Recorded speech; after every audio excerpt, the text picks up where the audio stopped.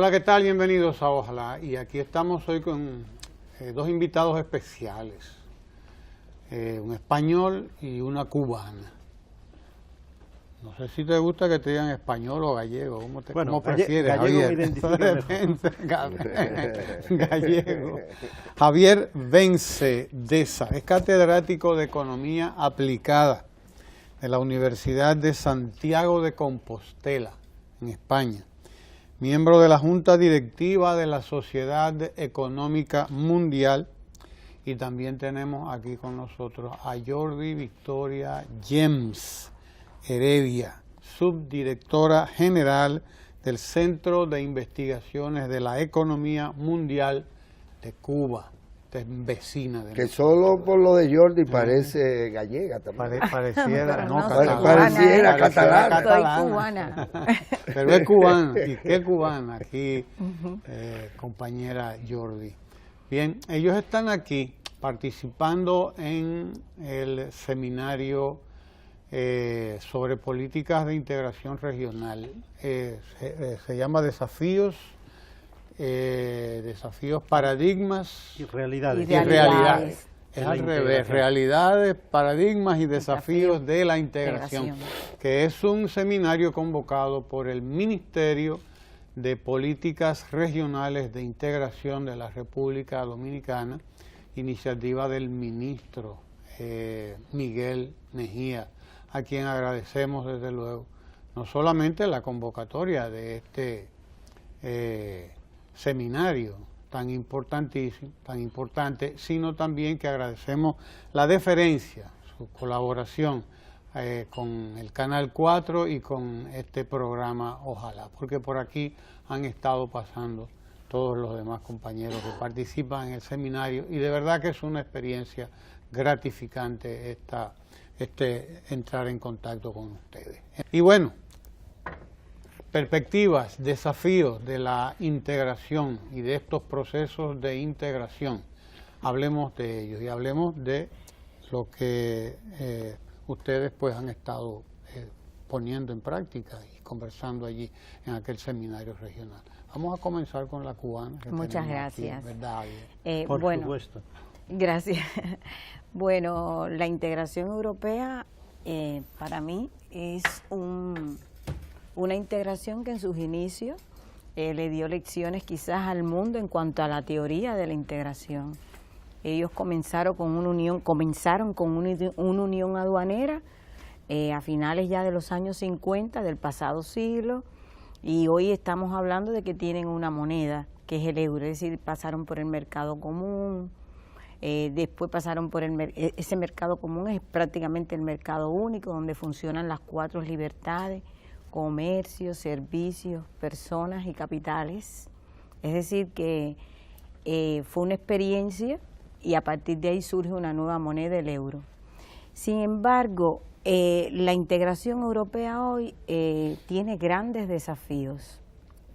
En primer lugar, porque tiene desafíos desde el punto de vista económico. Eso es importante, a partir incluso de la creación del propio euro.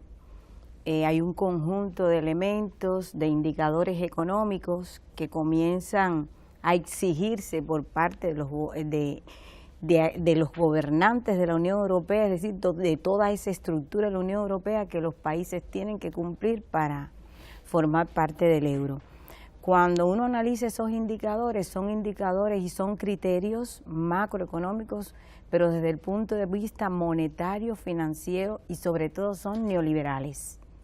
Es decir, si bien la globalización neoliberal no es de ahora, dada de décadas atrás, en el caso de la Unión Europea, hay una agudización en cuanto al neoliberalismo con la entrada al euro, o quizás la antesala del euro, es decir, el Tratado de Maastricht de 1992. Que esta es una integración europea que es neoliberal y que optó por hacer 2 procesos a la misma vez. El proceso de profundización, que es el proceso del cual he venido hablándole, es decir, profundización en el sentido de que han ido a la creación hasta de una moneda única, ¿no? Pero a la vez no han querido quedarse ahí, también han pasado por 7 procesos de ampliación desde finales de la década de los 50. Para mí, de las ampliaciones que ha tenido la Unión Europea, porque quizás empezaron con 6 países, hoy estamos hablando de 28 países que conforman ese conjunto, las más difíciles y para mí extraordinarias, es un término que yo siempre uso, fueron las del presente milenio.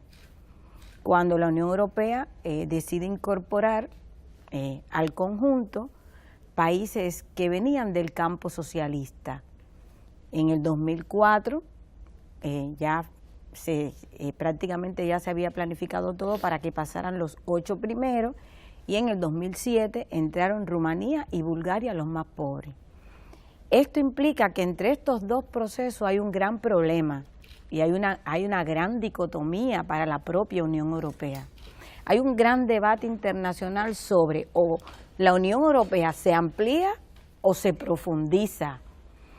La Unión Europea optó por los 2 y eso por supuesto le ha traído costos en términos de heterogeneidad. Estamos hablando ya de un mosaico de países. Nosotros, al menos yo, cuando analizo el tema, digo, hay quien dice, no, hay 2 tipos de países. Digo, no, quizás pudieran haber 3 tipos de países al interior de la Unión Europea.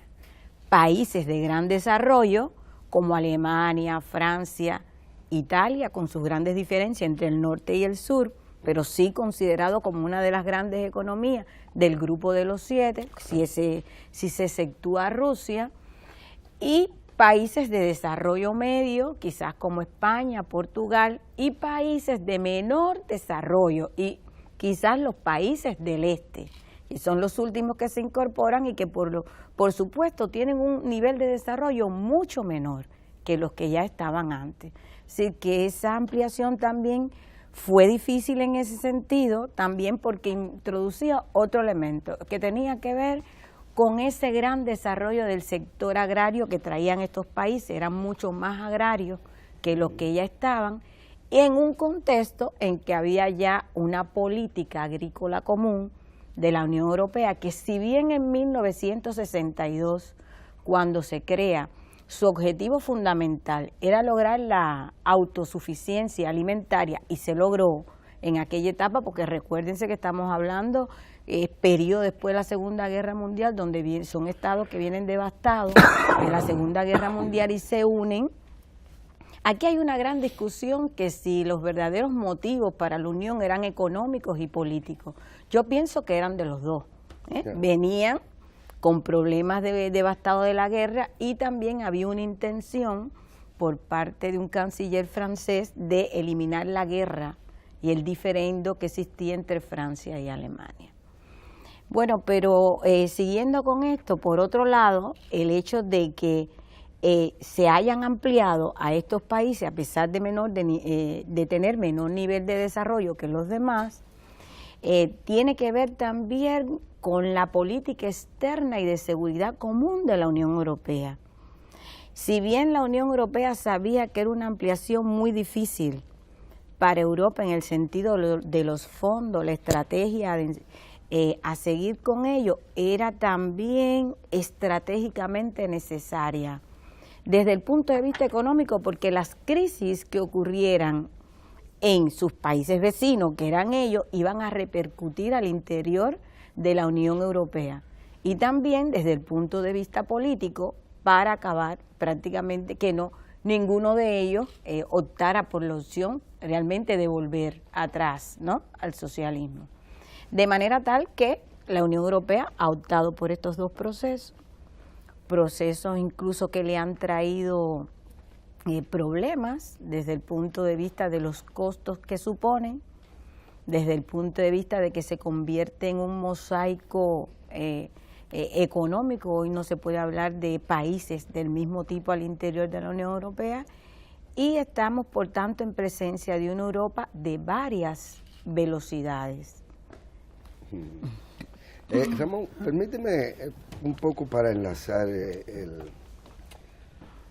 Javier, ¿se hace estrictamente necesario repensar esa arquitectura institucional que atraviesa por lo monetario, que atraviesa por el Banco Central Europeo, en fin. ¿Hasta qué punto ese repensar ese proceso de integración europea atraviesa, incluso porque algunos puedan dejar de ser parte del esquema, que es otra de las posibilidades a futuro, o que los roles al interior también de la propia Unión Europea, por parte de ciertas economías, de ciertas naciones, pues también pueda ser un tanto intercambiable o variable en el futuro, digamos, más o menos inmediato. ¿Por qué tú supones que hay una crisis que genera y que nos obligaría a ese repensar el contexto europeísta? Bueno, yo creo que se cruzan varios factores, ¿no? Uno de ellos es que el proceso de construcción de la Unión Europea es un proceso que fue haciéndose con un molde que fue por el camino generando desigualdades, fue generando por el camino también bastantes desafecciones, en el sentido de que las aspiraciones de cohesión económica y social que se prometían con el proyecto de integración europea se fueron viendo en buena medida frustrados, ¿no?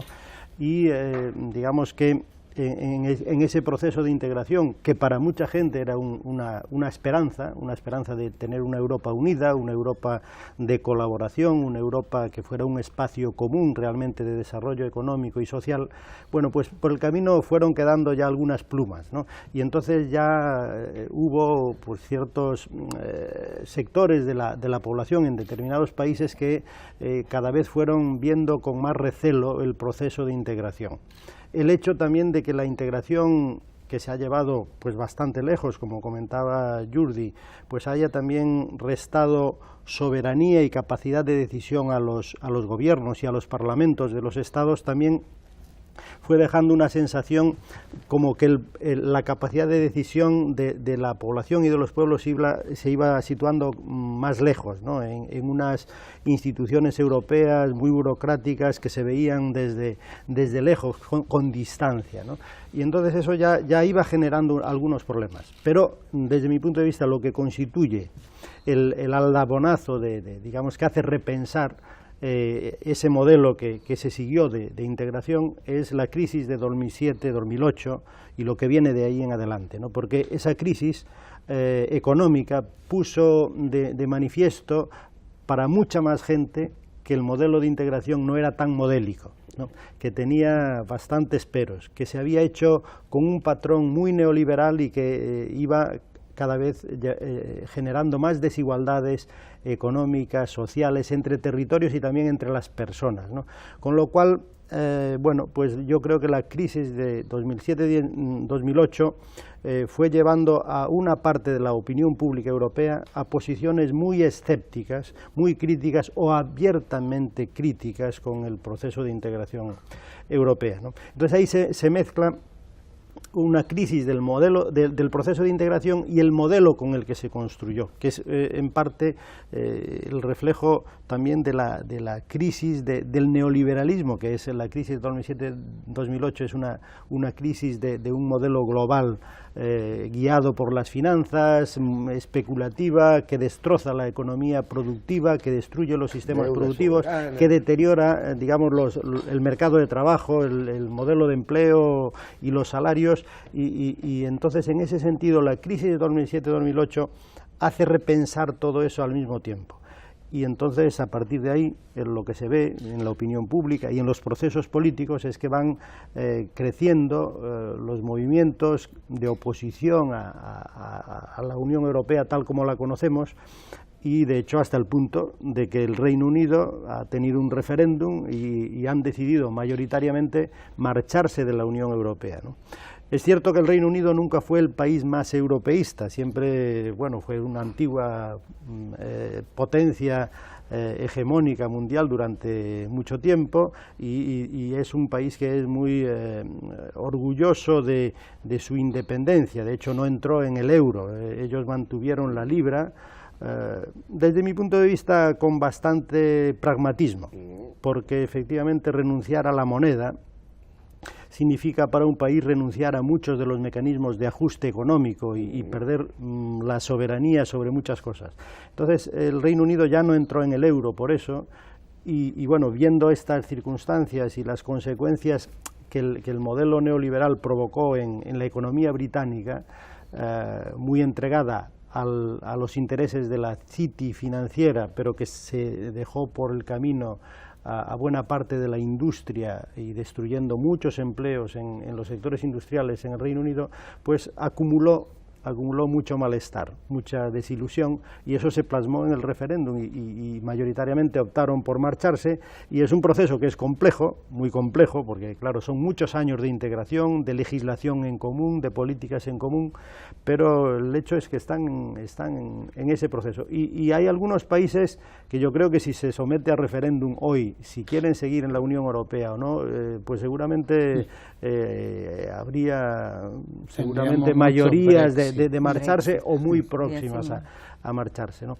Y entonces eso lo que quiere decir es que si queremos seguir en el proceso de integración hay que repensar el cómo, hay que repensar el modelo de forma muy, muy profunda para que realmente sea un proyecto ilusionante para la mayoría europea, y eso pasa desde mi punto de vista por romper con el molde neoliberal. Hay que construir una Europa más social, más cohesionada, con menos desigualdades, más preocupada por la industria y por los empleos y menos entregada a los intereses de la finanza especulativa, que es lo que ha guiado en buena medida el proceso desde los años 90 hasta ahora, ¿no? Y entonces, bueno, yo creo que eso es lo que hay que repensar, y lo que yo creo que invita también a repensar cualquier proceso de integración en el mundo. Es decir, yo creo que un proceso de integración que se plantee en cualquier continente, yo creo que tiene que tener en cuenta los riesgos de una integración guiada solo por intereses de parte, por ejemplo, de las finanzas o de las grandes corporaciones. Hay que preocuparse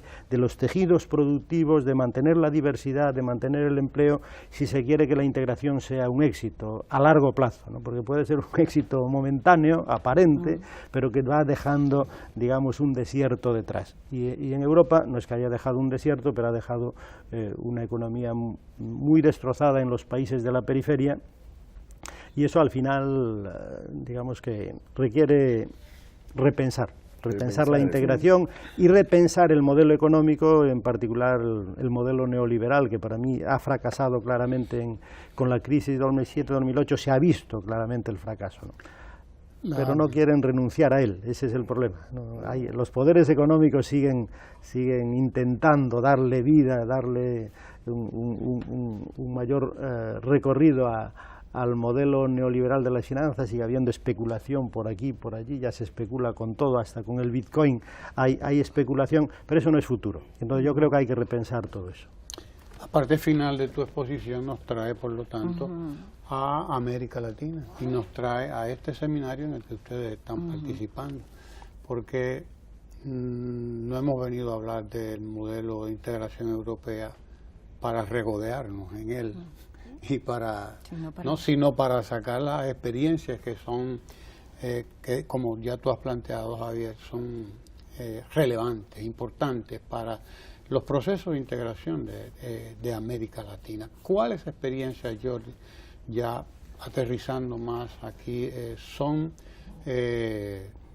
apropiadas para nosotros de ese modelo, para estos procesos de integración que está viviendo América Latina, que comienzan y vuelven para atrás, pero vuelven y comienzan y vuelven para atrás? Todos sabemos desde luego que no es por culpa nada más de América Latina, sino que hay causas exógenas que impiden nuestra integración, que son muy fuertes además. Sin embargo, dentro de todo eso, nosotros todavía pugnamos por una integración también de América Latina a como dé lugar, porque además es la salvación, realmente es en buena parte el futuro de nuestra región. ¿Qué experiencia cosechar de aquí, de América? ¿Qué pasa? Europa? Que realmente cuando uno estudia la teoría de la integración, se da cuenta que dentro de la teoría por lo menos hace falta un hegemón, es decir, un país que tenga la voluntad política para dar al resto del conjunto. En el caso de América Latina, la integración deviene un elemento incluso importante para nosotros. Estamos hablando de la región más desigual del mundo, y que por tanto la integración se convierte en un catalizador, ¿no?, para lograr determinado nivel de desarrollo, siempre y cuando los países tengan la voluntad política para hacerlo. Y digo voluntad política porque independientemente de las diferencias en cuanto a los niveles de desarrollo, es necesario que exista eso, ¿no?, para que los países realmente puedan unirse. En el caso de América Latina, tenemos, por ejemplo, la iniciativa de la Alianza Bolivariana para los Pueblos de Nuestra América. Es un proceso de integración que es prácticamente un proceso de integración contrario a la integración neoliberal, que es lo que está pasando en la Unión Europea. Déjenme aclarar algo. Si bien la Unión Europea hoy ha devenido en una integración de tipo neoliberal, nosotros no podemos negar que en sus inicios tuvo un conjunto de logros, porque si no, no estuviéramos hablando de integración. Se logra la autosuficiencia alimentaria, comienza el comercio entre ellos, más del 60% del comercio entre ellos es intracomunitario, es decir, que hay un conjunto de elementos que te van diciendo que la integración en su momento logró eso. Nosotros aspiramos que la integración en América Latina sea también de ese tipo, ¿no?, que se ayuden los países entre sí y que se permita intercambiar de manera justa. Recuérdense que hay, sobre todo aquí en América Latina, los académicos cuando nos reunimos hablamos mucho del intercambio desigual. Y por ejemplo, voy a ponerle un ejemplo. En el año 2014, la misma Unión Europea, en sus vínculos con América Latina, excluyó a un conjunto de países latinoamericanos por el sistema, por ejemplo, de graduación de las preferencias. Es decir, el Banco Mundial dijo que había países latinoamericanos que eran de desarrollo medio, incluso incluido a Cuba, todo el mundo sabe que Cuba es un país subdesarrollado, y lo eliminó del sistema generalizado de preferencia, con lo necesario que era para países pobres, por ejemplo, como Cuba, entrar al mercado comunitario con determinados productos, porque a nosotros realmente la economía de nuestra, por ejemplo, depende de la importación. Pero también se hizo con países como Ecuador. Es verdad que la Unión Europea ha venido firmando un conjunto de acuerdos con diferentes países en América Latina, pero hay que tener mucho cuidado con lo que se acuerda, porque realmente lo que se acuerda hoy son tratados de libre comercio que tienen también un componente neoliberal. Entonces es importante a la hora de firmar eso. Digo también por el tipo de elecciones también que se pudieran sacar de acuerdo al vínculo con América Latina. Ahora, yo pienso que sí. Nosotros, los economistas, que también en este tiempo los economistas también tienen que ser políticos, ¿no?, y aportar, pienso que hay que pensar en la vía hacia el futuro. Pienso que el ALBA, la acción incluso que está haciendo Venezuela aquí en América Latina con Petrocaribe, son ejemplos de integración que son contrarias a este tipo de integración que estamos debatiendo hoy. Mira, antes de que, ¿verdad?, te enlaces tanto con la reflexión solicitada por Ramón, tú haces uso en este texto, y cabe decirlo, que este texto, Crisis y Fracaso de la Unión Europea Neoliberal, de Javier Vence, pues trata estos temas con cierta amplitud y rigurosidad, y con una especie de escalpelo que logra separar un tanto la paja del grano. Y usa el texto de Dani Rodrik, ¿verdad?, sobre un poco, le llaman a esto la paradoja de la globalización, la democracia y el futuro de la economía mundial, es el texto de él. Pero habla del trilema fundamental, que creo que aquí es que viene. Sí. Porque ese trilema sería un tanto lo que habría que es el nudo que habría que desatar para quizás ir sobre la experiencia europeísta de cara al desarrollo nuestro. Y qué interesante, porque se trata de la relación que los neoliberales generalmente establecen un tanto a conveniencia, que es entre la globalización y la democracia, o la...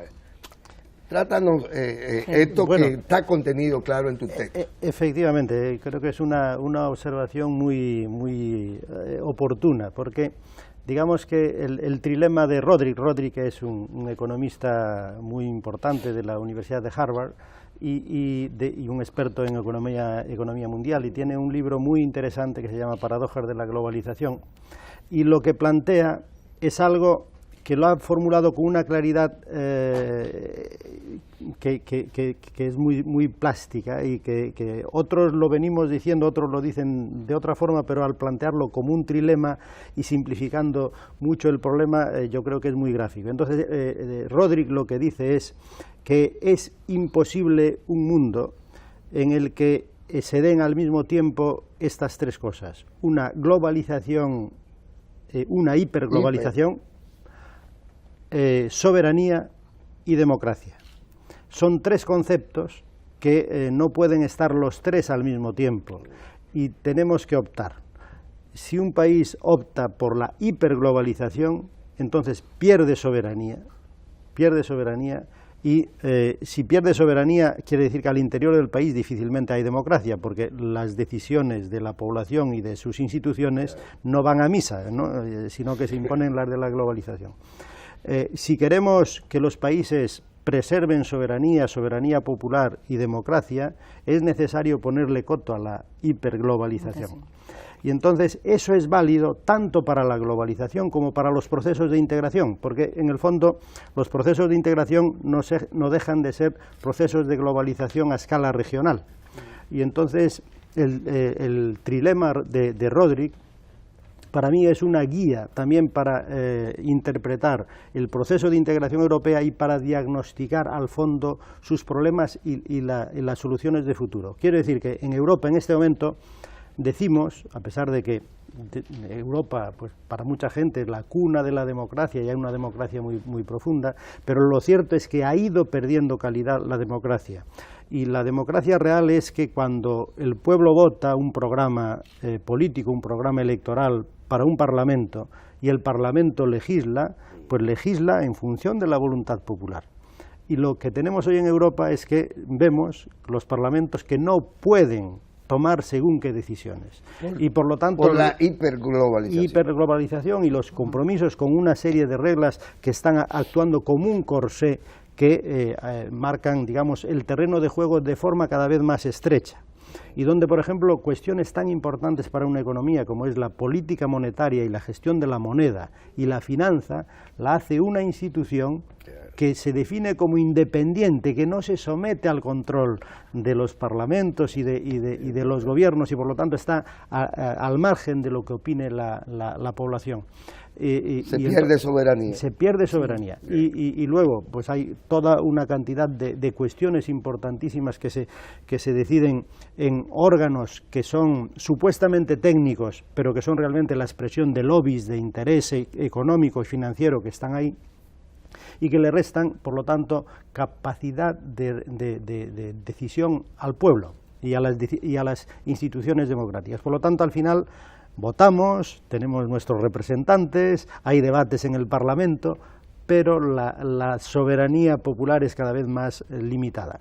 Y en ese sentido, yo creo que Europa y la población que aprecia realmente los modos de vida democráticos, pues se siente cada vez más burlada, y hay una crisis institucional y política en buena medida por esa cuestión. Entonces, yo creo que resolver y darle un reenfoque al proceso de integración es necesario para preservar la soberanía popular y para que la democracia realmente tenga contenido, no sea solo votar digamos, decisiones que al final no pueden materializarse, ¿no?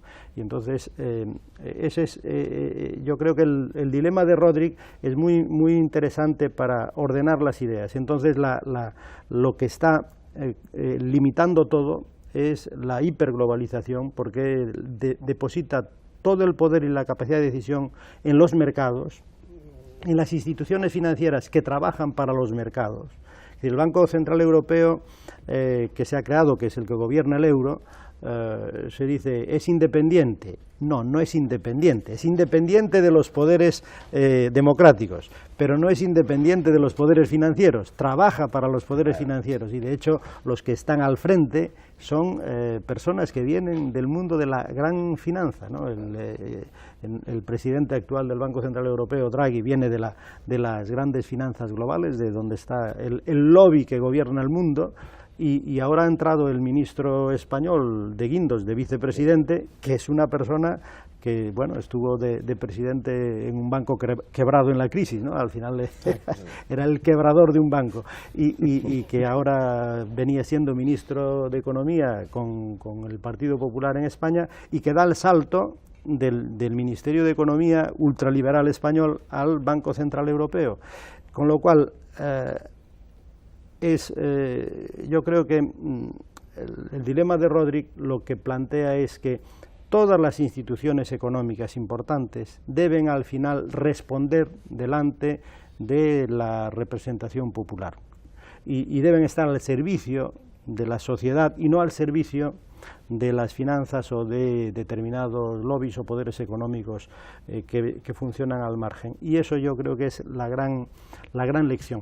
Y eso yo creo que es la gran apuesta que hay que hacer en todo el mundo. Ya digo, en Europa, si no queremos perder las conquistas de décadas, conquistas sociales, conquistas de democracia, conquistas, digamos, de cohesión social y de estado de bienestar, si no queremos perder las conquistas de una sanidad pública de calidad, una educación pública de calidad, si no queremos perder eso, que es lo que nos están intentando imponer con las políticas financieras de ajuste, de recortes, que van deteriorando la calidad de los servicios públicos, si no queremos dejar que eso vaya adelante, tenemos que repensar el modelo. Y yo creo que esa es una lección también para el resto del mundo, que la globalización neoliberal tiene muchas formas de vehicularse. Una de ellas es, lo comentaba de pasada antes Jordi, ¿no? Es los tratados bilaterales.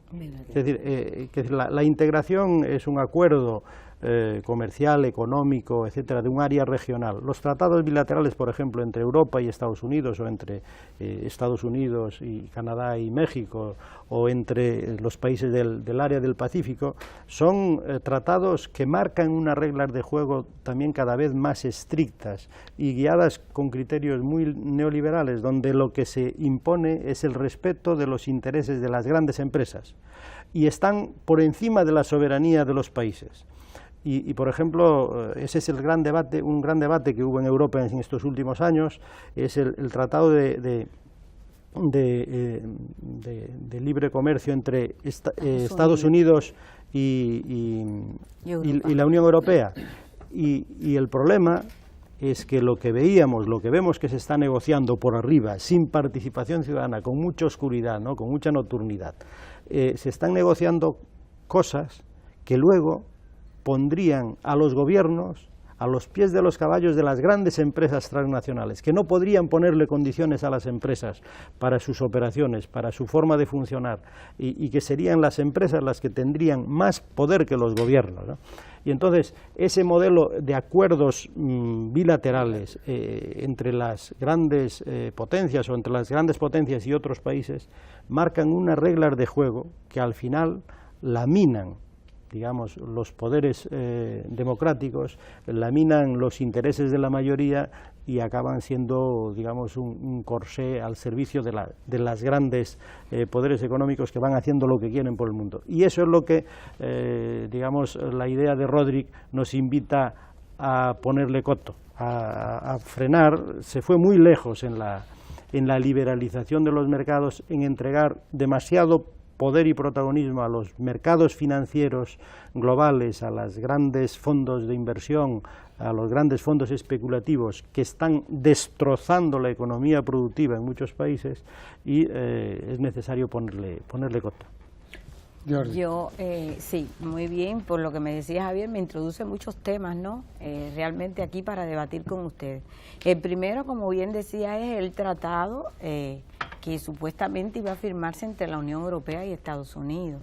Yo cuando me metí al análisis del tratado, realmente me daba cuenta que se trataba de como bien decían algunos politólogos, incluso norteamericanos, que era un tratado prácticamente vampiro, en el sentido de que si salía a la luz, desaparecía.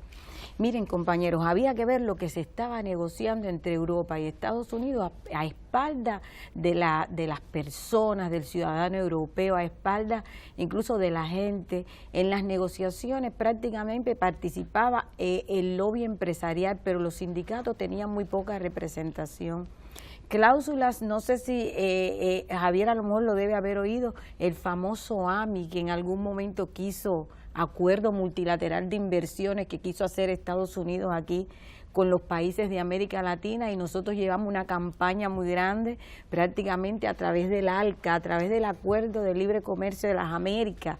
Se acuerda que prácticamente fue vencido por la población, por los representantes de aquí de Latinoamérica, porque en cuanto empezamos a dilucidarle a Latinoamérica lo que traía el acuerdo, las mismas poblaciones empezaron a decir que no. Por ejemplo, en ese acuerdo, que es lo que también se acordaba en el caso de la Unión Europea, se iba a acordar con Estados Unidos, una empresa podía demandar a un gobierno.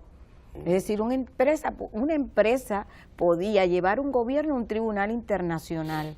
Eso aquí en América Latina nosotros tuvimos una experiencia y que hoy la felicitamos aquí en público, que fue cómo América Latina se puso de pie, analizó todas las consecuencias que le podía traer un acuerdo de libre comercio con Estados Unidos. Pero y realmente dijimos que no. Volver al siglo XIX. Así mismo, y nos costó años de lucha, de batalla, pero finalmente se logró aquí en América Latina y se despertó, ¿no?, con relación a eso. Hay algo importante también que decía Javier, que tiene que ver con, para mí, si no está en cuestionamiento el estado de bienestar al interior de la Unión Europea. Miren, el Brexit es un claro ejemplo de cuando las poblaciones pasan factura a lo que está pasando con ellos. Por ejemplo, muchos cuando se asoman a cualquier página de internet y cuando empiezan a leer, aparece como que la campaña antiinmigrante en el Reino Unido es realmente la causa del Brexit. Pero como bien explicaba Javier, el Brexit obedece a otras causas. El Brexit está en la propia esencia de la crisis del patrón neoliberal al interior de Gran Bretaña. Es decir, fue la campaña antiinmigrante, aparece como su cara más visible, pero la élite gobernante en el Reino Unido la capitaliza hacia la xenofobia, el racismo, cuando realmente te dicen, bueno, si los jóvenes en el Reino Unido son proeuropeos y son el futuro del Reino Unido, bueno, ¿y por qué tenemos que el Reino Unido se quiere ir de la Unión Europea? Porque los que votaron en el Reino Unido para la salida de la Unión Europea es aquella población que fue más golpeada, que viene desde los años 80 con políticas de flexibilización del mercado de trabajo. Flexibilización del mercado de trabajo, ¿qué significa? Apertura del mercado de trabajo y abaratar prácticamente hasta el despido. Es decir, para los empresarios en la Unión Europea, hoy despedir a un trabajador no le cuesta casi nada. Es decir, disminuir también el componente ese de la seguridad social. Hay un conjunto de estadísticas que demuestran que en el Reino Unido la situación desde el punto de vista social estaba muy tensa. Por ejemplo, está dentro de los países desarrollados con mayor nivel de desigualdad en cuanto a la distribución de la riqueza. Se habla de que hay casi 12 millones de personas pobres en el Reino Unido, dentro de ellas 4 millones de niños que también están sumidos en la pobreza.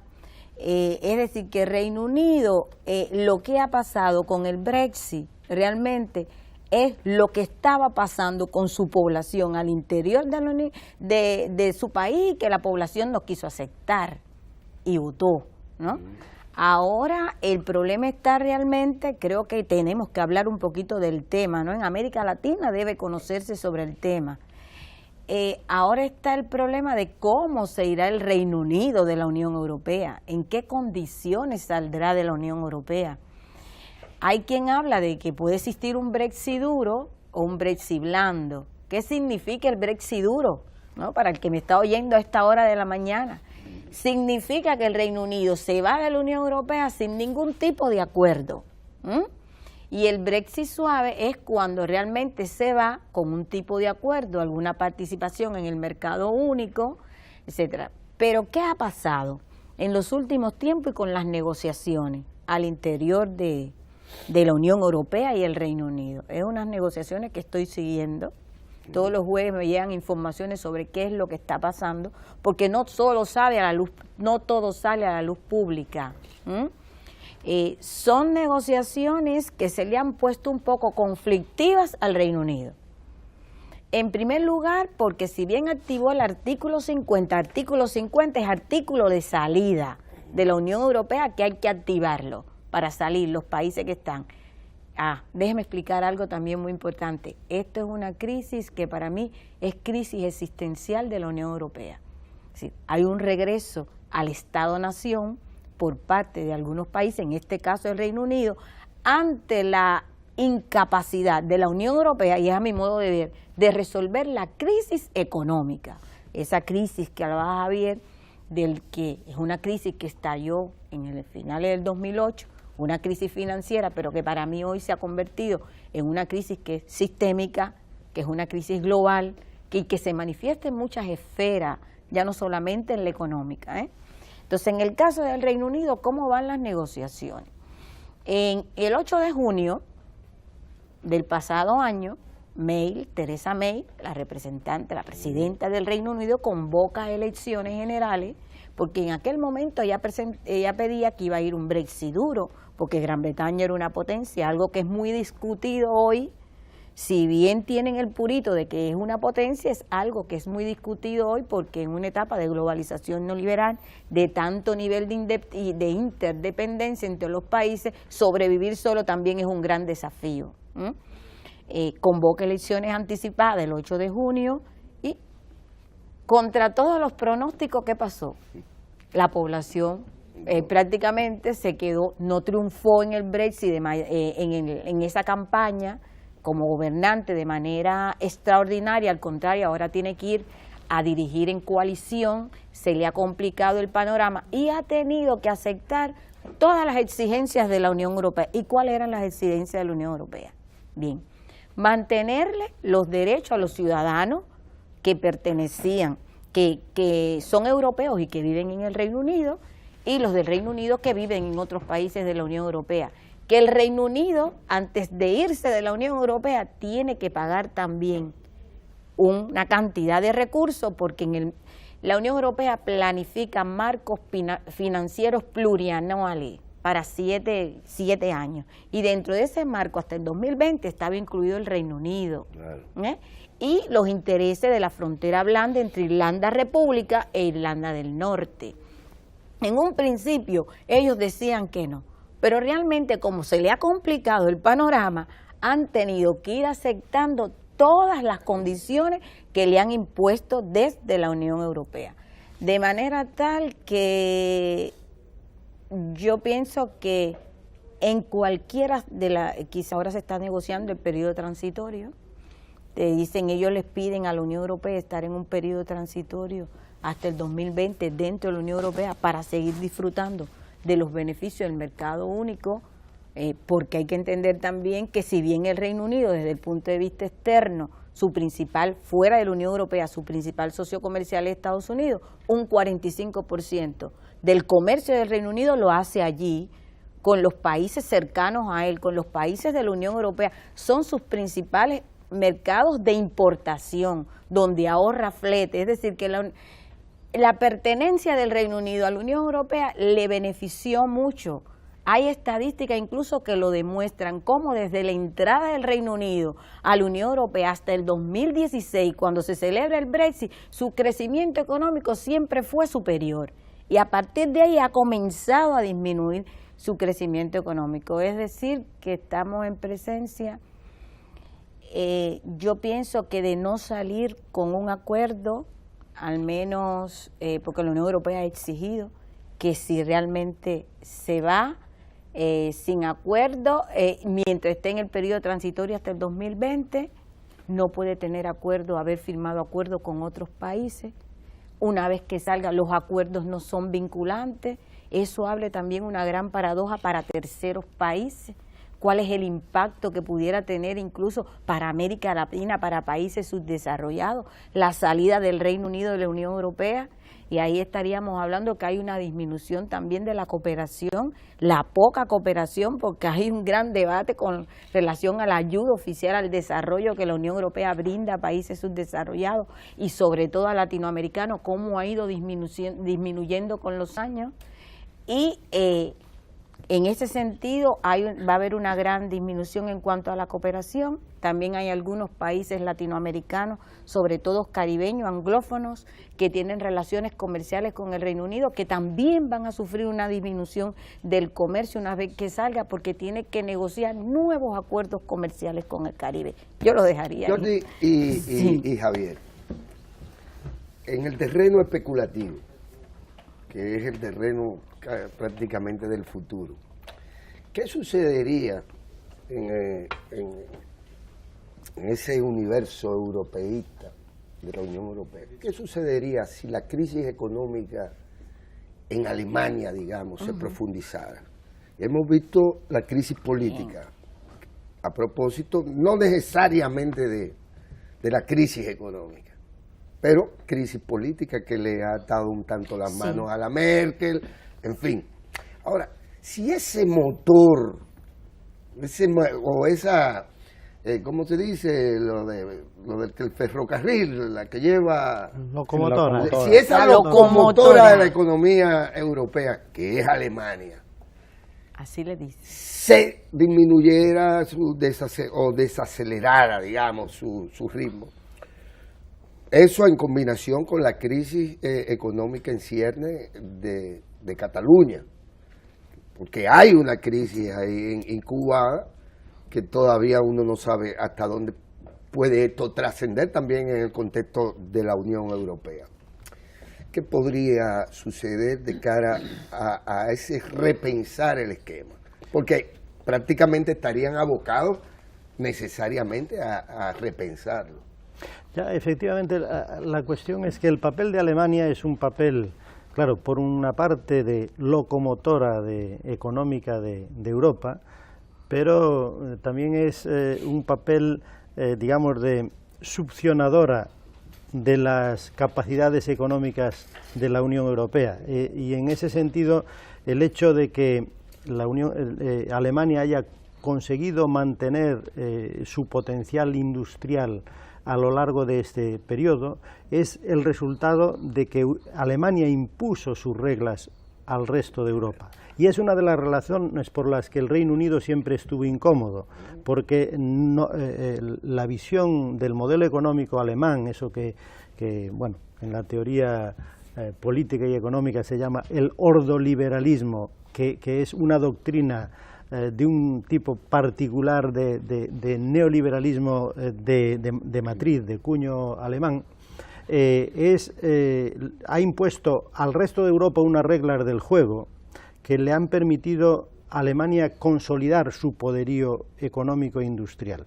Y entonces el problema es que se mantiene como locomotora porque los demás han aceptado sus reglas de juego. Ser vagones. Claro, efectivamente, pero es que el problema es que hay gente que no quiere seguir siendo un vagón que va descarrilando poco a poco, ¿no? Y entonces la locomotora, si quiere seguir sola, puede ocurrir que vaya dejando vagones por el camino y acabe la locomotora sola. Obviamente Alemania quiere de una forma, digamos, suave y disimulada, construir una Europa a su medida, ¿no?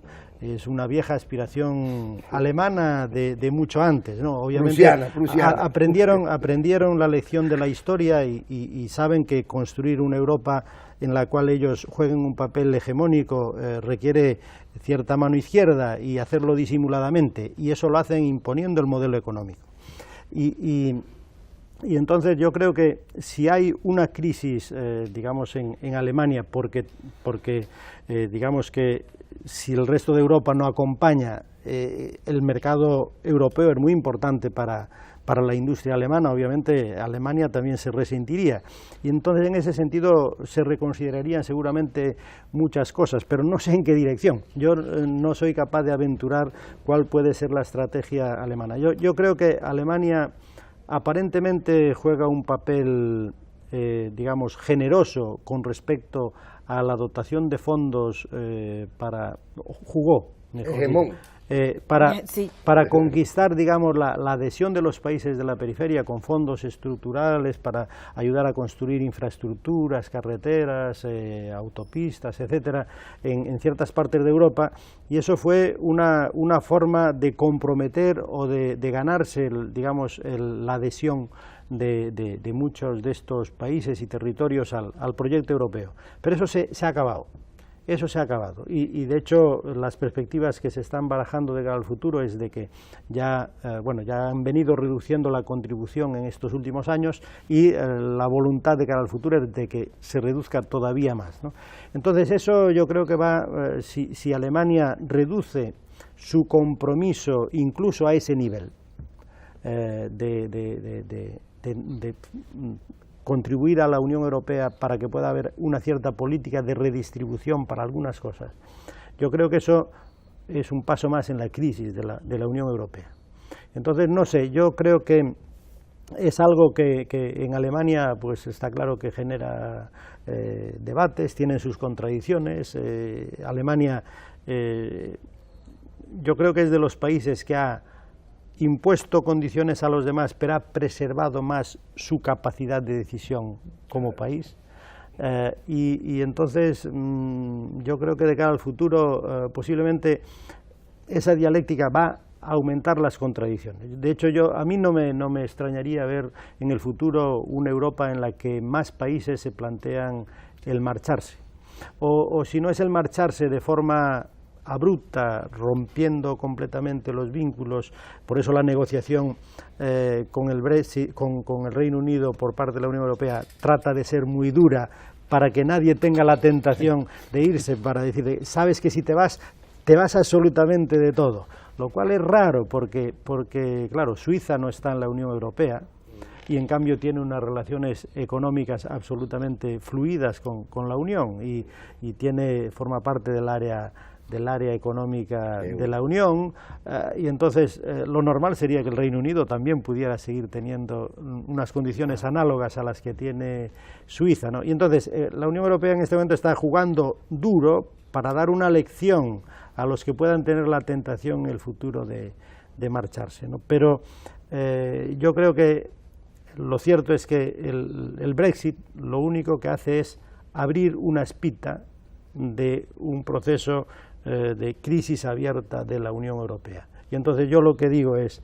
que si realmente hay en la élite europea y en particular en Alemania la voluntad de que la Unión Europea continúe, tienen que sentarse a reflexionar sobre el modelo de esa Unión Europea, cosa que por ahora no la estamos viendo. Y también digo una cosa, el Reino Unido se marcha de la Unión Europea en parte como consecuencia de los efectos económicos de las políticas de integración con el molde neoliberal, pero también digo, si se va para seguir haciendo políticas neoliberales, la población que votó por el Brexit no va a haber grandes ventajas.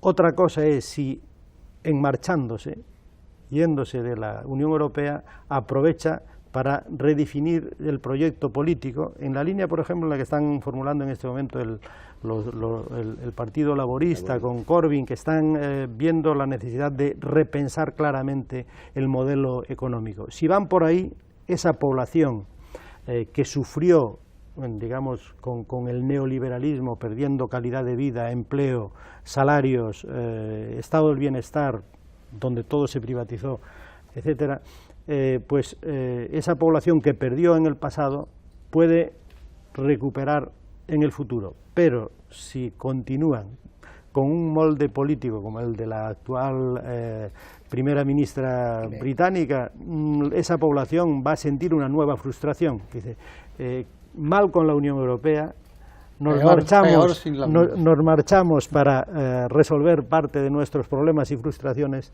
y tenemos una nueva frustración.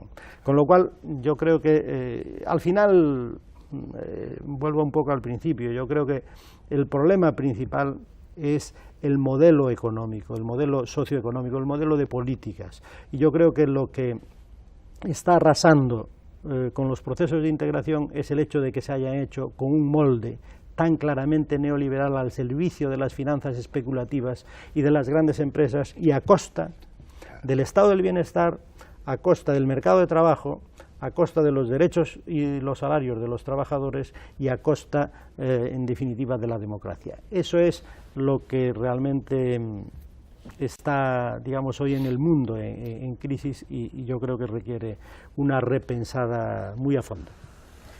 Sí, yo pienso que, empezando por lo último que decía Javier, para después caer en lo primero de Alemania, yo pienso que en el caso del Reino Unido, en estos momentos, compañeros, y a corto y a mediano plazo, porque en el largo plazo no sabemos qué va a pasar, tenemos que hablar ahora qué pudiera pasar de acuerdo a los análisis que uno hace.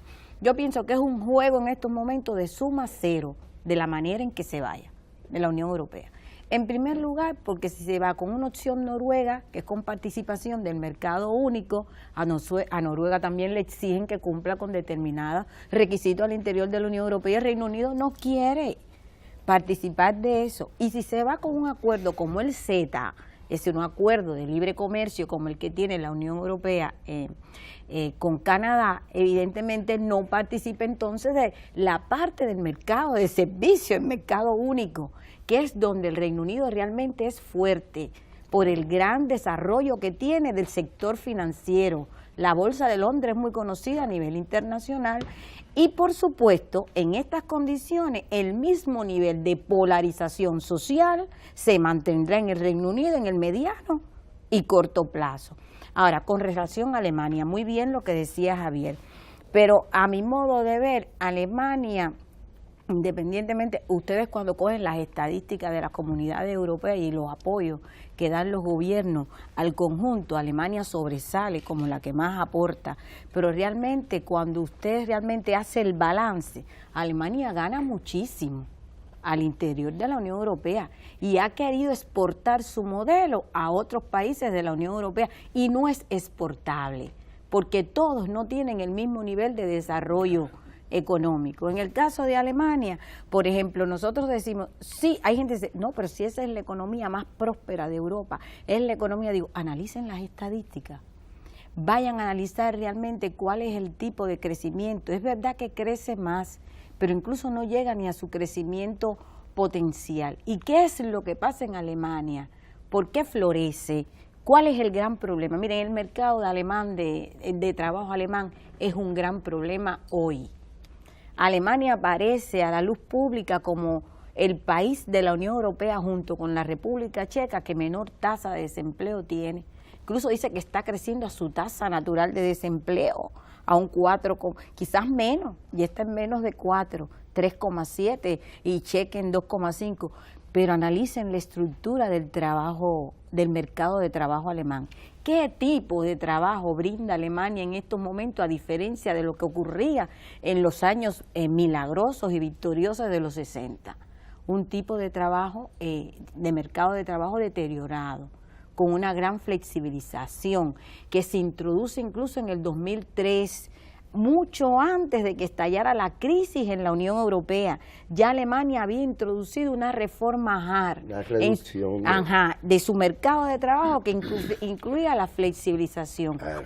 Hoy hablamos de que bajo salario, midi-yo, es decir, salarios medios, salario a tiempo parcial, temporal, no hay empleos dignos. dentro de Alemania. Alemania ha sido calificada por la Organización de la Cooperación para el Desarrollo Económico como uno de los países de menor nivel en cuanto a los graduados universitarios y sobre todo en las ciencias básicas. Eso deja mucho que desear de la Alemania que nosotros tenemos quizás en la idea de lo que fue en los años 60. No se puede negar el gran desarrollo industrial que tiene Alemania, sí, pero hay que ver cómo logra esa competitividad hoy en el mercado internacional, a través de los socios de menor desarrollo relativo. Es decir, hay una brecha norte-sur en la cual Alemania aprovecha países de bajo salario, y allí exporta determinados artículos, por ejemplo, automóviles. Eso se ve mucho en la fabricación de piezas y partes, porque aprovecha el costo de la mano de obra, que es mucho más barato allá, y por tanto, cuando ya comienza a exportar es mucho más competitivo. Es decir, ha exportado ese tipo de modelo al interior de la Unión Europea. Hay países que han querido incluso aplicar el modelo alemán dentro de la Unión Europea. El propio España, yo estuve leyendo algunas noticias donde España quería quizás aplicar el modelo, el mercado de trabajo alemán, ¿no? Pero no puede ser, porque eso también está con la idiosincrasia, con la cultura del español. Para los españoles y para la familia española, por lo poco que he leído, es importante que sus hijos se gradúen en la universidad, y en el caso de Alemania no, Alemania tiene un sistema de formación dual, donde una vez que ya usted se convierte prácticamente en un aprendiz, usted está trabajando y está estudiando y vinculado a una empresa. Y cuando ya usted se convierte en un aprendiz, ya usted ocupa un puesto de trabajo en esa empresa, y mientras está en ese sistema de formación dual, ya usted está recibiendo un dinero. Pero a usted le cuesta mucho más trabajo después hacerse universitario. Y eso es lo que está pasando en Alemania, es decir, que es muy difícil. Cuando uno se mete a estudiar este conjunto de economía, se dan cuenta que si bien pueden aportar en un conjunto de cosas, para aquel economista que analiza las economías en profundidad se da cuenta que es muy difícil. El neoliberal... Es que ahí es en donde yo creo que está, digamos, el tema y la dualidad de modelos que Alemania ha impuesto al resto de los países de la Unión Europea. Ellos han... todos tienen en común algo, que es la idea de que los ajustes en la economía se han de hacer fundamentalmente en base al mercado de trabajo y la reducción de los derechos de los trabajadores, de los salarios, etcétera. Pero lo que diferencia es que en Alemania, digamos que el modelo está construido para reforzar y mantener la capacidad industrial y mantener la potencia productiva y competitiva y de exportación de Alemania. De hecho, Alemania ha mantenido un nivel de exportaciones y de superávit comercial durante todo este periodo y todavía lo sigue manteniendo, y eso es un problema para el resto, porque mantiene el superávit comercial. Eso quiere decir que exporta mucho más de lo que importa. La población alemana consume, digamos, menos de lo que produce, y entonces lo que está provocando es destrucción del sistema productivo en el resto de los países de la Unión. Con lo cual los demás lo que le queda es consumir endeudándose. Como no pueden exportar, como no tienen el nivel de competitividad que consigue esa industria alemana, el resto de los países va perdiendo fuelle, va perdiendo tejido productivo, y para consumir hay que endeudarse, con lo cual por eso hay un nivel de endeudamiento en el resto de Europa muy importante. Y los alemanes son conscientes de esa dualidad del modelo. A ellos, dentro de lo que cabe, digamos, les va algo mejor, aunque a costa de los derechos de la población trabajadora, pero como país, digamos que se mantienen como potencia económica, pero claro, es a costa de ir vaciando el tejido productivo de muchos de los otros países. Y por eso no es exportable, porque si fuera exportable, entonces ya dejaría Alemania de ser, digamos, de tener el superávit comercial. Y eso era lo que tendría que asumir Alemania, asumir que no puede tener permanentemente superávit comerciales a costa de los demás. Si quiere tener una Europa cohesionada, tiene que favorecer que haya actividad económica en los demás países. ¿Qué supuso en ese contexto la integración de Turquía en el esquema de la Unión Europea? O sea, ¿en qué medida ese otro tipo de miembros y No, de es que economía? todavía no es por eso no no es está. miembro, pero es una realidad y está ahí, es un proceso que o conduce hacia allá o implica otra Yo Voy a creo que hacer redireccionar el asunto. Yo creo que ahora eso ya está, precisamente todo lo que ha ido ocurriendo en los últimos años, yo creo que ya ha roto un poco la expectativa de la integración de Turquía y de los pasos que se habían dando hacia una eventual integración de Turquía en la Unión Europea. Alemania era uno de los países que en principio tiraba por la futura incorporación de Turquía. Hay una relación muy fuerte entre Alemania y Turquía, entre otras cosas por la emigración histórica de Turquía hacia Alemania, pero yo creo que ese proceso ya se ha deteriorado y de hecho con la crisis económica también los turcos se dieron cuenta de que ya no tenía, así como en el pasado era una meta, como lo fue en su momento para España, entrar en Europa, en la Unión Europea, se consideraba que era un gran reto y una gran ilusión entrar en la Unión Europea, lo fue. Y para Turquía también lo fue durante un periodo. En este momento creo que ya Turquía no tiene tanta ilusión por entrar en la Unión Europea y de hecho ahora creo que tiene una relación más fuerte cada vez con Rusia.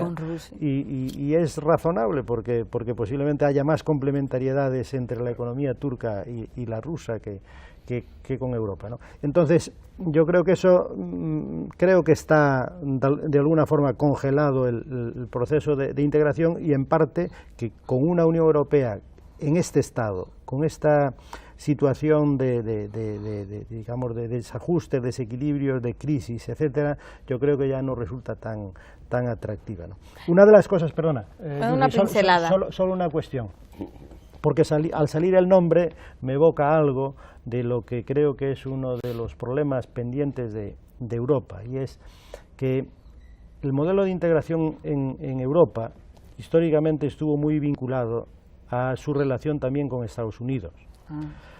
Y en su momento era porque había que pelear con la Unión Soviética, pero lo que a algunos nos sorprende en la actualidad es que después de que en el 91 cayó, bueno, en el 89 cayó el muro y luego desapareció la Unión Soviética, lo que a algunos nos sorprende es que hoy siga habiendo una guerra fría entre Estados Unidos y Rusia y como consecuencia también entre Europa y Rusia. Europa está, desde mi punto de vista, debería estar muy interesada y trabajando una relación fluida y de cooperación y de integración, ¿por qué no?, con Rusia, porque es un país rico justamente en lo que Europa occidental no tiene, que son recursos, petróleo, gas, etcétera, que es un gran aprovisionador de gas, en particular para Alemania, por ejemplo, o para otros países europeos, y de otras materias primas, y de otras cosas, ¿no? Pero en particular de todo eso. Y lo que a mí me sorprende sobremanera es que haya en este momento un boicot absoluto y una barrera comercial con Rusia. Dices, aquí pasa algo raro. No es el interés de Europa en su conjunto la que está guiando esa política exterior en relación a Rusia, sino que es otro tipo de guerras globales, de guerras geoestratégicas en las que Europa juega de peón de Estados Unidos. Y eso también es algo que lo pagamos los europeos y es algo que desanima, porque, claro, el proyecto de Unión Europea debería servir para que Europa tuviera más fortaleza y más autonomía para tomar decisiones en relación a Estados Unidos. Pero vemos que no, vemos que a pesar de que Estados Unidos pues, también es una potencia en declive, pero a pesar de todo, Europa está demasiado pegada al proyecto americano, con Rusia o en Oriente Medio, ¿no? Uno de los problemas que comentaba antes Jordi es el problema de la inmigración, ¿no?, que hay en algunos países de Europa que realmente son masas de inmigrantes o de refugiados que plantean problemas de integración serios, ¿no? ¿Y qué ocurre? Que en buena parte del problema es resultado de acompañar de forma absolutamente entregada a la estrategia americana en Oriente Medio, con las guerras de Irak, la guerra en Siria, la guerra en Afganistán, toda la guerra y toda la política en el norte de África, que lleva a que esos países se estén desangrando, se estén desmoronando y la gente se esté marchando en masa, ¿no? Y con lo cual el problema de inmigración lo tiene Europa, no Estados Unidos, pero es culpa de seguir, digamos, acríticamente la política agresiva y guerrera de Estados Unidos en Oriente Medio, ¿no? Entonces yo creo que eso también es otra pata que falló en la Unión Europea. La pata de la política autónoma exterior, de la política estratégica y de seguridad autónoma, que mucha gente esperaba que construyendo la Unión Europea, Europa iba a ser más autónoma, y resulta que no.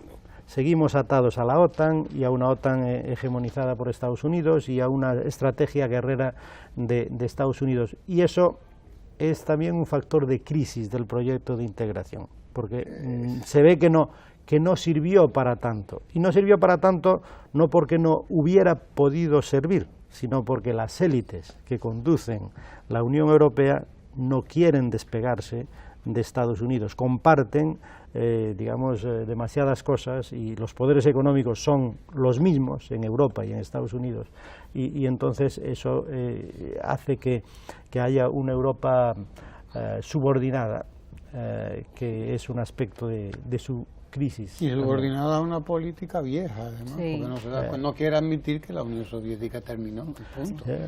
Se plantean, por lo tanto, nuevas relaciones.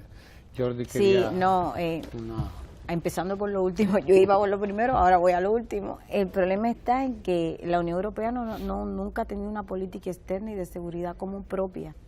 Como bien decía Javier, realmente siempre ha estado apoyado detrás de los Estados Unidos. Mire, hay un conjunto de elementos que te dicen de que realmente no ha sido así.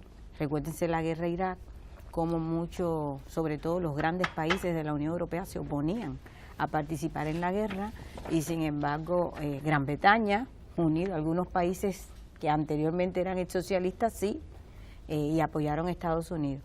La Unión Europea no cumple. También. España también. Ajá. La Unión de Aznar, Europea, la España de Aznar. No, y le digo, y la Unión Europea no cumple, sí, por ejemplo, ellos se habían pronosticado y planificado aportar un 2% de su Producto Interno Bruto para el presupuesto de esa política exterior y de seguridad común. Pienso que ahora se le complica mucho más el panorama.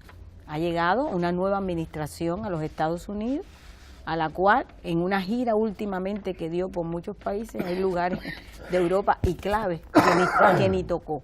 Fue a Corea del Sur, a otros países, es decir, que se le abre a Europa o tiene el desafío de realmente de hacerse de una política externa ahora y de seguridad común propia, que dependa de los propios europeos y no tanto de Estados Unidos, teniendo en cuenta el nuevo contexto económico. Y por otro lado está el problema de Turquía, que bien lo reflejaba Javier.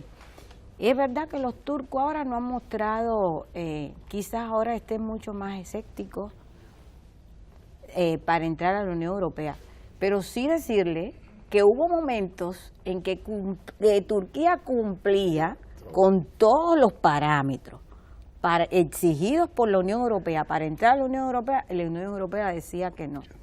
Y bueno, y usted dice, bueno, ¿y por qué no? Miren, la única variante que yo encontré fueron las diferencias políticos y culturales.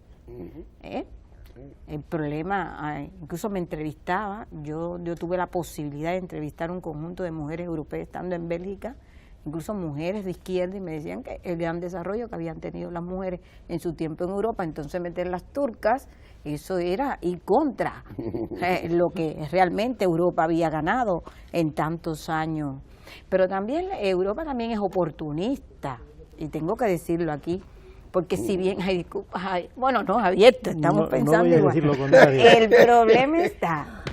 El problema está en que ahora con la crisis migratoria de la cual se refería Javier, Europa sí utiliza la variable de Turquía, no puede resolver los problemas por sí sola y externaliza el problema. Yo le digo externalización porque mete a Turquía, que no es miembro de la Unión Europea, y le dice a Turquía que va a recibir los inmigrantes. A cambio de eso, Turquía exige un conjunto de condiciones, y dentro de las condiciones que exige, que quiere pertenecer a la Unión Europea.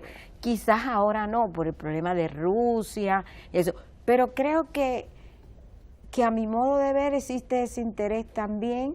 Ha pedido también una factura para poder documentarlos y entonces pasarlo a otros países de la Unión Europea, y también ha pedido visado Schengen para los turcos también, que puedan entrar libremente al espacio comunitario. Yo lo dejaría aquí si quiere conversar. Es bueno decir que tanto Jordi como Javier están aquí en el contexto del seminario sobre políticas de integración que se desarrolla que ha sido convocado por el Ministerio de Políticas Regionales de Integración, o Políticas de Integración Regional.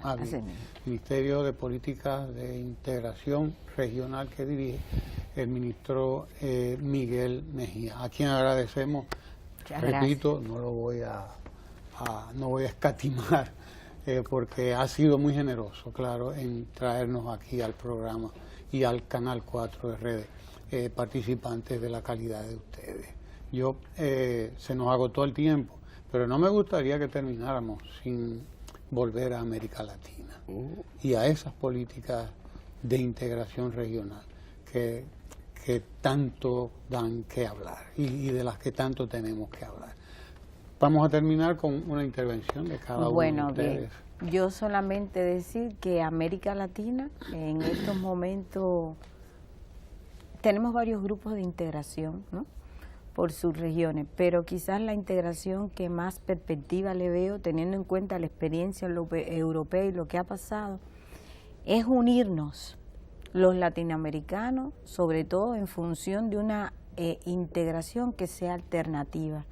El contexto incluso está muy difícil porque hace falta voluntad política, y hay un conjunto de gobiernos que son de derecha al interior de América Latina, pero sí pensar, y hay que ver la luz. Existe luz al final del túnel, y ser capaces los latinoamericanos de darnos cuenta que hay una alternativa a ese tipo de integración neoliberal, y que lo tenemos en la alianza de los pueblos bolivariana para los pueblos de nuestra América. Tenemos que trabajar en función de eso, teniendo en cuenta el papel desplegado incluso por Venezuela en América Latina y el Caribe, y el conjunto de acciones que ha venido desarrollando. Una visión desde Europa. Bueno, yo no estoy en condiciones de dar recetas concretas para Latinoamérica, ¿no? Pero lo que sí creo es que la integración, la interrelación más profunda económica y política entre los países de Latinoamérica y del Caribe, yo creo que es una forma de reforzar, puede ser una forma de reforzar su autonomía frente a una economía que no tiene demasiado en cuenta los intereses de los pueblos latinoamericanos, que es la del norte, y en ese sentido lo que diría es que lo importante no es solo la integración, sino el cómo, el modelo de esa integración para aprender de los errores de otros, ¿no? Y es cierto que yo creo que Latinoamérica tiene necesidad e interés en reforzar sus vínculos para reforzar el tejido productivo y la capacidad de generación de riqueza propia, aprovechando sus inmensos recursos, su capacidad intelectual y cultural, y hacerlo beneficiándose mutuamente entre los países de Latinoamérica. Obviamente, lo que desde mi punto de vista está claro, que el modelo de integración no es el Tratado de Libre Comercio de Estados Unidos y México, por ejemplo, donde vemos que existe libre circulación de mercancías y en cambio levantan un muro para frenar los flujos de personas y para frenar digamos, las relaciones humanas entre los pueblos, ¿no? Ese es para mí es el paradigma de la integración neoliberal. Pasan las mercancías, pero las personas se quedan detrás. Y ese con otros países no hay un muro físico, pero lo hay también un muro de frontera y de política digamos de freno a la entrada de personas, ¿no? Y entonces yo creo que efectivamente Latinoamérica tiene que definitivamente asumir su mayoría de edad, que lo es un continente muy rico y muy maduro ya, con potencias económicas incluso como Brasil o como Argentina, que deberían estar jugando un papel de motor y de integración del resto mayor de lo que están haciendo, y los países pequeños que tienen todo el interés, yo creo, en aprovecharse de las economías de escala, de unir algo sus economías, ¿no? La cuestión es cómo hacerlo, y eso implica pues procesos de negociación, de diseño, de compartir un modelo que no es fácil. De hecho, ahí está, digamos, la propuesta que lanzó en su momento Venezuela, que con el ALBA, que es un proceso de integración de los pueblos con una perspectiva no neoliberal, pero que al final no tiene, digamos, el seguimiento de muchos de los países que están en otro paradigma y muy condicionados por lo que se le dice también desde el norte, ¿no? Entonces, bueno, pues yo creo que... De mi parte, una última pregunta para ambos, un poco para cerrar. Norteamérica vuelve a todo para los americanos.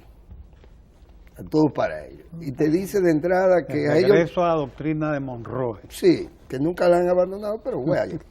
Ahora lo dicen abiertamente. Ahora lo dicen, sí, impúdicamente. Con la arrogancia de Trump. Efectivamente. Han vuelto, pero lo más, en el contexto de la globalización, las integraciones y demás, el hecho de que ellos opten ya no por la negociación con bloques, digamos con bloques integrados, sino que prefieran el tete a tete, la bilateralidad. Y esto en el terreno de lo comercial, fundamentalmente, en el terreno económico, porque en el terreno político ellos, bueno, es otra dimensión, otra esfera de las relaciones. Pero parecería que ellos están dispuestos a recoger todos los caramelos que los chinos le han venido comiendo en América. O así lo perciben. ¿En qué medida entonces pues concebir lo pragmático del proceso de integración ante quién? Porque a ellos no les interesa mucho negociar con una Latinoamérica unificada, bloqueada, integrada. Sí, eso es obvio que yo creo que Estados Unidos saca ventaja negociando como una gran potencia económica y estratégica que es, negociando uno a uno, tiene todas las de ganar, y en cambio negociando colectivamente eso permite plantear las cosas de otra manera, ¿no?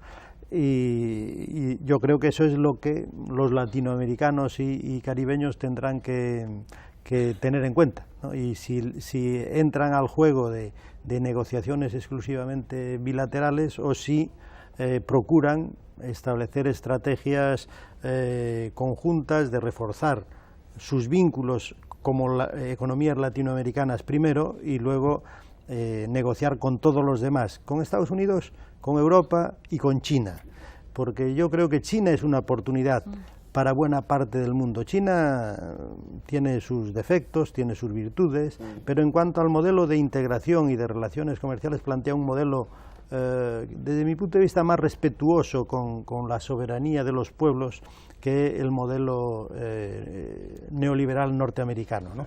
Entonces yo creo que ahí lo que sería un error es cerrarse a lo histórico, es decir, mantenerse como tener solo como referencia lo que fue históricamente Estados Unidos y en cambio abrirse yo lo que creo que habría que hacer es abrirse a una nueva potencia que puede cumplir un papel diferente, equilibrante, y de dar oportunidades para un juego económico diferente. Yo creo que Latinoamérica y Europa deberíamos aprovechar esa oportunidad, ¿no? De hecho, en Europa, por ejemplo, ahora está habiendo un cierto debate a un cierto nivel, no la élite, porque no está interesada mucho en darle mucho pábulo a las propuestas de China, pero la propuesta de modelo de integración de la ruta y de la franja que plantean los chinos, yo creo que es una oportunidad para repensar las relaciones entre los países, ¿no? Y me imagino que en Latinoamérica debería, digamos, también ser interesante aprovechar esa oportunidad. En todo caso, que haya otros agentes en juego importante, yo creo que es, cuando menos, oxígeno para respirar con algo más de confianza y de libertad hacia el futuro, ¿no? Claro. Bueno, yo pienso que hay vínculos bilaterales que ya Latinoamérica tiene establecidos, no solamente con Estados Unidos, con otros países del mundo que quizás va a mantener. Pero para mí es esencial, y es mi opinión, que América Latina tiene que unirse. Nosotros estamos en un continente donde están la mayor, igual que el continente africano, casi todos los países somos países subdesarrollados, algunos emergentes, como es el caso de Brasil, con sus grandes problemas hoy políticos que tiene por el debate que hay entre la izquierda y la derecha al interior de Brasil.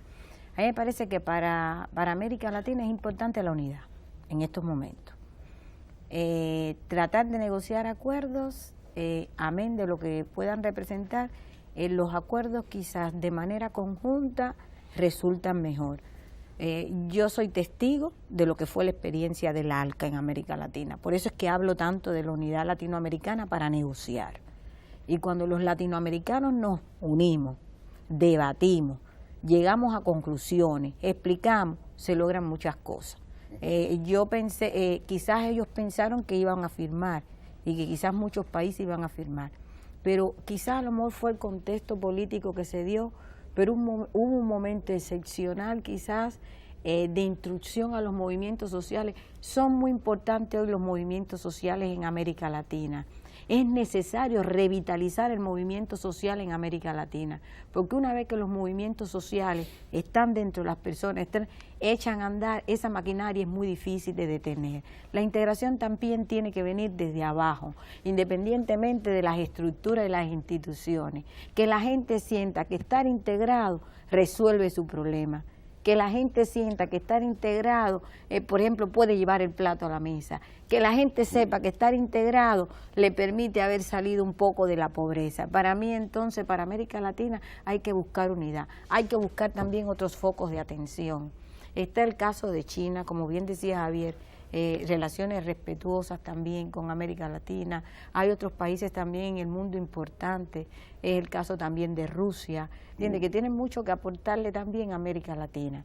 Y pienso que sí, que no hay que mirar hacia allá, si de todas maneras el norte no está virando las espaldas, ya está poniendo un muro para México incluso, que tenía un tratado de libre comercio con ellos, que ellos le destruyeron el campo mexicano, que México era exportador prácticamente de maíz, se quedó siendo ahora importador de maíz, un producto tan importante para México, el campo está destruido. Entonces, para mí, la integración tiene que ser, en el caso de Latinoamérica, y sabiendo la identidad nuestra cultura, tiene que venir desde ahí, de que surjan los líderes que tenemos y que le hablen al pueblo, que la gente entienda qué significa integrarse, que la gente entienda cuáles son los beneficios de integrarse, y a partir de ahí, entonces, vamos a echar a andar una verdadera integración y que sea alternativa. Se nos queda el papel de España precisamente en esa integración, porque España, en vez de mirar hacia acá y apuntar más para acá, lo que hizo fue virar para allá, plegarse a esas políticas neoliberales, y el resultado fue también catastrófico, porque a la larga también eso es parte de la cuestión, ¿no? Pero ya se nos agotó el tiempo. Muchas gracias. Se nos agotó el tiempo. Gracias, Jordi, gracias, Javier. Gracias al Ministerio de Políticas de Integración Regional, que que nos mandan estos especialistas, que nos permiten estas conversaciones que no son tan comunes y que son, sin embargo, son fundamentales para nuestros pueblos. Gracias. Jordi, gracias Javier y gracias a ustedes, claro, que nos han acompañado todo este largo rato en una conversación que pudo haber sido más larga y que debe ser más larga, pero que va a continuar allá en el seminario, en el Ministerio de Políticas de Integración Regional. Gracias y quédense ahí porque tenemos mucho más contenido aquí en el canal 4 RD. No se muevan.